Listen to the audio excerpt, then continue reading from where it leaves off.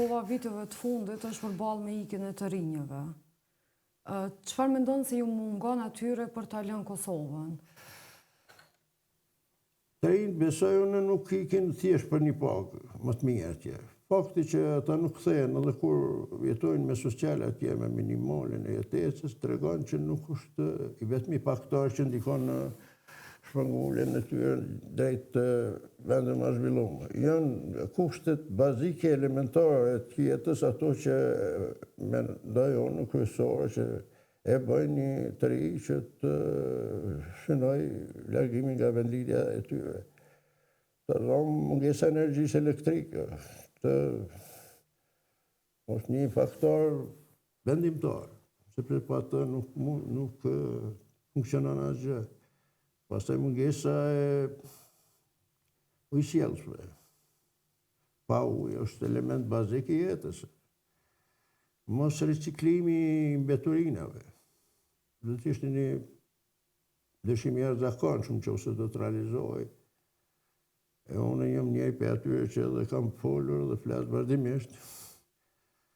Kuptohet që niveli arsimor i përgjithshëm në Kosovë është i tillë që nuk e kap këtë problem, nuk e njeh mirë se din rëndësinë e saj. Por detyra e politikanit krijues është që të bëjnë ndryshimin e mentalitetit njerëzve, të ndryshojë konceptet e tyre, ta dinë ku është çka është e para, çka është e dyta, çka është e treta. Sepse shtëpia fillon prej themeli, nuk fillon prej kulmi. Ne shpeshherë bëjmë eksperimentime duke mos marrë parasysh modele. Për mua gjithçka lehtë e zgjeshme. Modeli. Nuk kemi nevojë të shpikim asnjë gjë. Që ato janë të shpikura qindra vetë përpara. Po ignoranca është ajo që e bën edhe një popull, një individ, sidomos një qeveri të mendojë që është shumë e oftë, më tepër e oftë dhe din vetë dhe s'ka nevojë të marrë përpara modeli, idesa apo këshilla nga ata që kanë kaluar ato etapa vite më parë. Më ka ndodhur gjatë punës bashkëpunimit me babain tim, ai ka qenë mjeshtër i gurit, edhe shkova t'i ndihmoj, fillova ta mësoj atë mjeshtëri, edhe këto shtyllat me gur kërkojnë normal, vendosen pejt, mënyrë që të shkoj drejt. Nga ideja jonë, e imja dhe një vllavë, se ne dim shumë më tepër se babai, se ai nuk ka kryer shkollë sa ne, na bënte që besonim që shtylla ndërtohet pa vendos pen. Që vendosja e penit mirë mjaft kohë. Mirë po pasi vendose, ndërtoi pastaj me shpejtësi se s'kishte nevojë të shikojë nga gjitha anët e tjera. Edhe ai e mbaroi shtyllën për gjysmë ditë, ne vëm 3 ditë sa arritëm pa pej. Derisa në fund e kuptuam që pa pez nuk bëhet gjë. Edhe desha të them që një vend nuk mund të zhvillohet pa zbatuar rregullat e zhvillimit. Asnjë gjë nuk mund të krijohet pa rregulla, pa ligje. Ne mendojmë ndryshe. Mendojmë që jashtë rregullave mund bëjmë sepse dimë na më shumë se sa ata që kanë vendosur rregulla. Këto janë ato që mërgjimtarët natyrisht e kanë më lehtë i kuptojnë për shkak se jetojnë jashtë. Kjo do të thotë që i bën ata më të mençur. Thjesht ata kanë parë një diçka që se ke parë.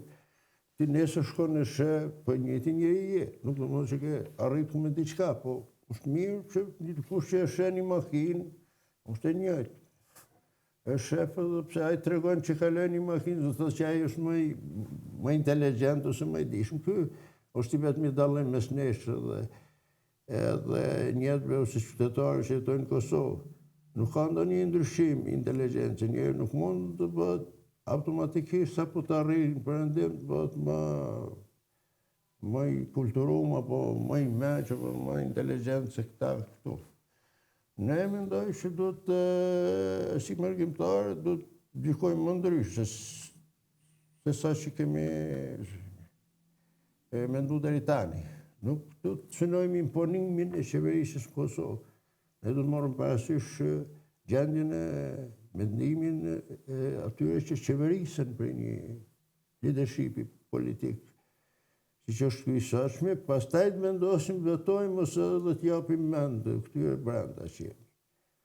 Sigurisht që kjo ndodh për shkak të padijes, mungesës përvojës si popull dhe janë proceset cilat janë të pashmangshme, por ne do të luftojmë që këto procese të lëvizin më shpejt dhe ka përcehet nga një etapë më pak zhvilluar në një etapë më të zhvilluar.